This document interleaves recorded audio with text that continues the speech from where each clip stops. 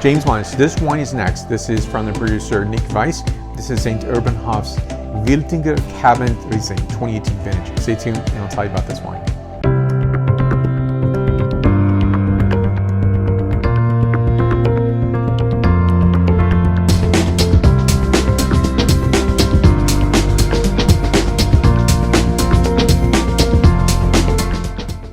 So wines for me from Germany have been at a deficit. That means I have not been tasting a lot of German wines in the past 2 to 3 years, which is unfortunate.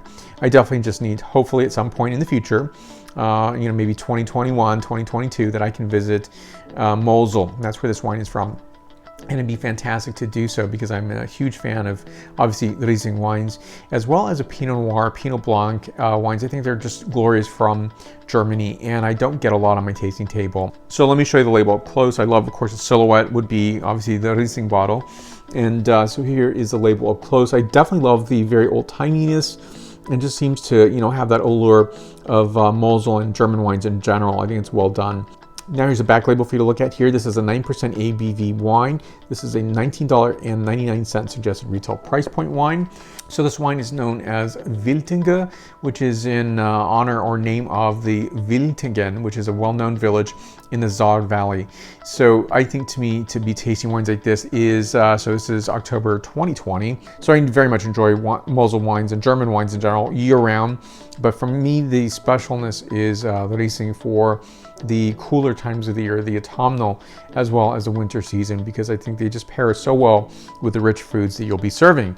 So for me, for US Thanksgiving, this wine is on my list. And I'll be tasting this with my starters, so the cheeses, the salumi, as well as maybe some trout dips and really nice starters to enjoy. So this is between 148 to 188 grams. I don't know the specific grams on this, but it has to be within that focal point to be considered a cabinet wine. And so I think this is a really nice, and think about it, it may sound like a huge number in terms of grams per liter, but when you are tasting this wine, it's actually coming off as off dry, and nicely so. It's not so cloyingly sweet. This wine's going to go, great with starter dishes, but think about fried chicken, think about maybe even just, simple foods, pizza dishes. I think this is a really gorgeous wine, and it has that allure of being, that Mosel wine, that Riesling wine, that petrol, beautiful, gorgeous, characterized wine.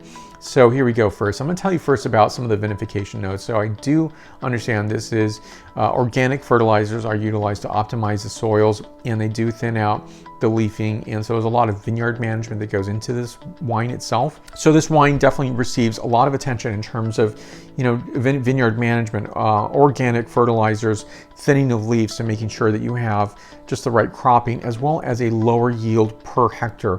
So all these come to play to create fantastic wines because grapefruit is implemented in that. The cellar master is Rudolf Hoffmann.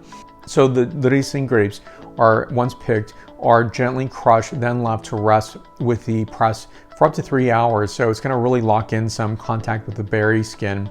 And then the grapes are pneumatically pressed, drained, and then gravity fed into stainless steel tanks. And then later on, the clear juice will be racked into other tanks. The wine is then fermented spontaneously with yeast, which are found naturally in the cellar. So that means natural yeast ferment.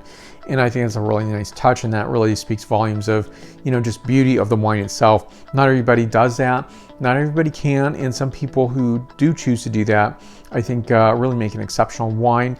And yes, you could say, well, if you have yeast that you introduce, it's different than the wine, say natural yeast fermentation. I definitely think it really has some, it's just some allure to it because it's done naturally, and there's no, additional yeast that are input. So I think this, Nik Weis St. Urbans-Hof's wine is just fantastically beautiful. And, I think about this for the coming season ahead and the beauty of it and the splendid characterization. So I'll tell you about this wine, and I think it just really expresses as a Mosel Riesling wine that it is, a cabinet wine that it is. And what I very much enjoy about this is its a sense of sugar, but not overly so. Its sense of, being that aperitif wine or that starter wine, enjoying this with even maybe as your dinner wine, choosing that to, enjoy this with, say, spicy foods such as Thai foods or Vietnamese foods or Indian foods.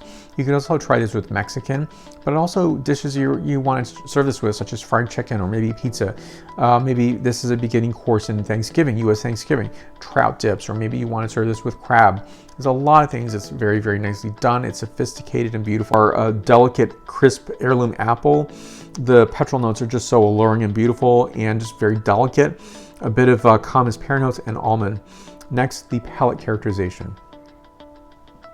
So 9% ABV on this wine. Very nice texture to this wine, weight to the wine. I'd say optimized for food. So I recommend tasting this wine on its own so you can taste the Riesling, so you can taste the experience, but also serve this with food to optimize that experience. So the wine is just really a splendid combination coming together to pair with food nicely and brilliantly. So this wine is giving a characterization of common pear, green apple, hint of spice, and beeswax notes. This is 93 points out of 100 points. So please subscribe to my channel. Right up here, you'll see the subscribe button. If you've already subscribed, thank you so much. I do appreciate it. And if you haven't, please consider doing so. You'll see the latest videos that I'm producing.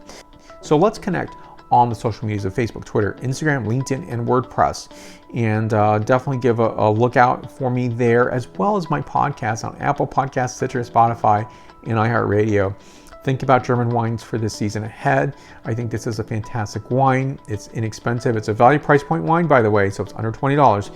For those of you out there who are asking for videos, video reviews of well-priced, good quality wines, this is one of them.